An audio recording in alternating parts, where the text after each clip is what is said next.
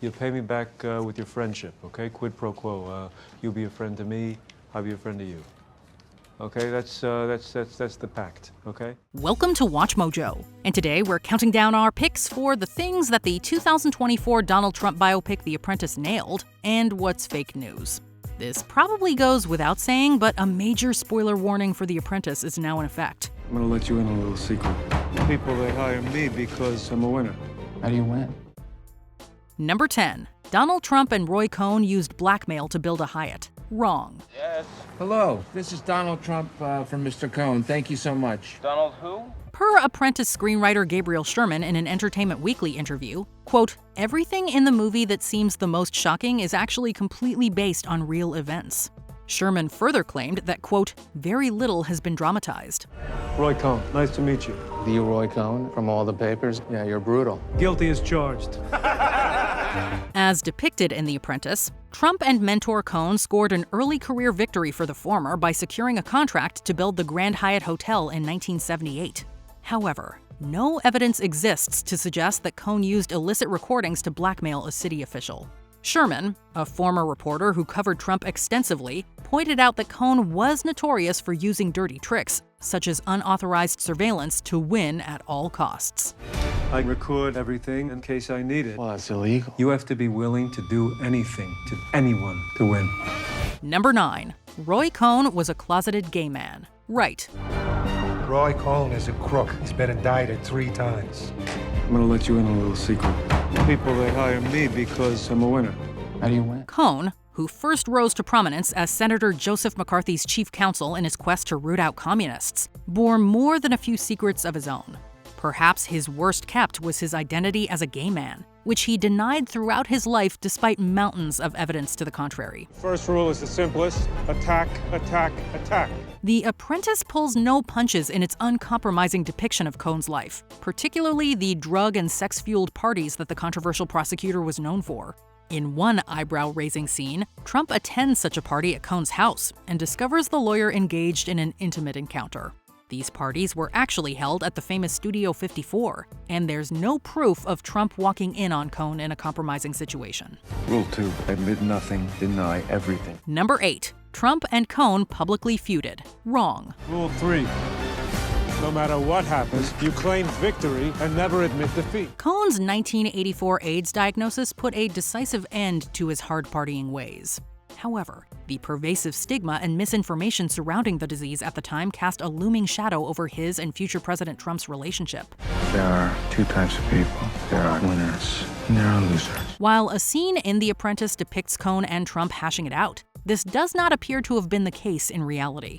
Instead, the duo's long friendship apparently fizzled out over time and was made clear by Trump's general unwillingness to stand by Cohn in the latter's final years.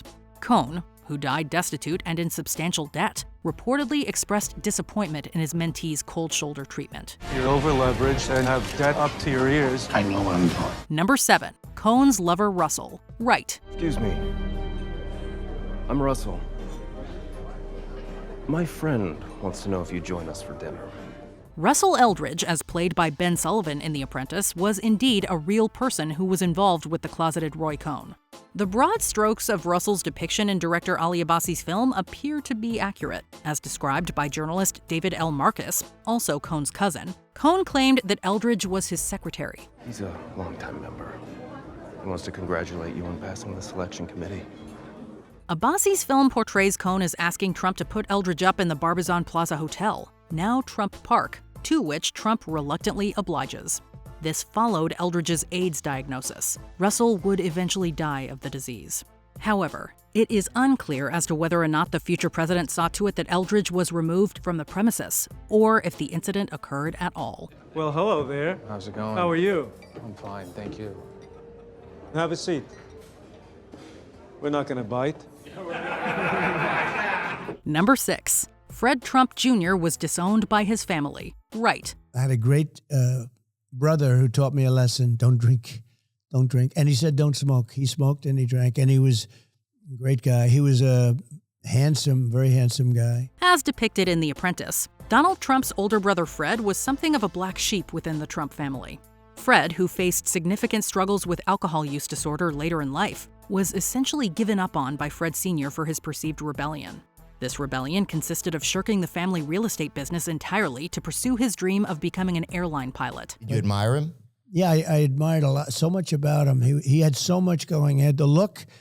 He What was had his name? unbelievable personality, like an incredible personality. Enraged, Fred Sr. constantly mocked Fred Jr. According to the latter's daughter Mary, Fred's father, quote, dismantled him by devaluing and degrading every aspect of his personality. It has been speculated that Fred Jr.'s substance use was spurred on by this torment.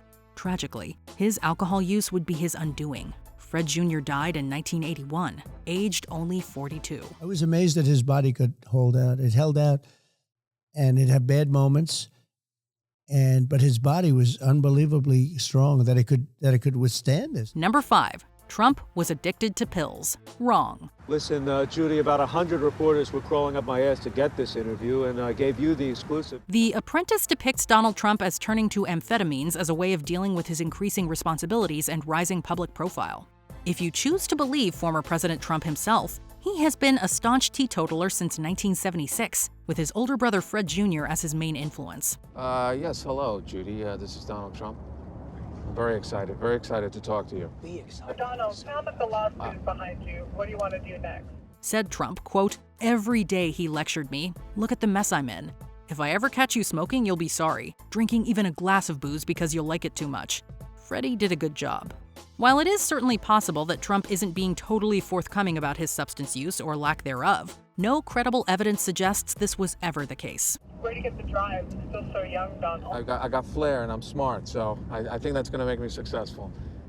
But I also want to stay humble. Number 4. Fred Trump denied housing to black tenants. Right. You know, I should talk to Dad before announcing the Commodore. He'll be convinced when he reads about it in the Times, okay? Well, You create your own reality. it's not that easy. Former President Trump's contentious relationship with his father, Fred Sr., is an important part of the former real estate tycoon's narrative and personal history. The Apprentice takes great care to incorporate this into the film's story, particularly with regard to the aforementioned Manhattan Hyatt. My dad is tough, Roy. He's very tough. Well, that's why you gotta spread the news like it's already happening. no, you can't push him around very easily. Fine, okay, fine, then, what, let him push you around? Is that what you want? Early on in the film, Donald Trump's introduction to Roy Cohn is brought on by Cohn's offer to assist with Fred Sr.'s legal troubles, in which the federal government has accused the Trump patriarch of discriminating against black tenants. This is based in fact. A federal investigation revealed that a building superintendent hired by Trump management had been instructed to specifically deny black tenants while welcoming white ones. The Trumps settled with the government to avoid having to admit to the accusations. How much is this? $1,100. Okay, that's... Okay, we'll take it, and matching shirt and tie. Number 3. Trump gave Cohn knockoff cufflinks. Right. I don't need your money. You'll pay me back with your friendship, okay? Quid pro quo. You'll be a friend to me, I'll be a friend to you.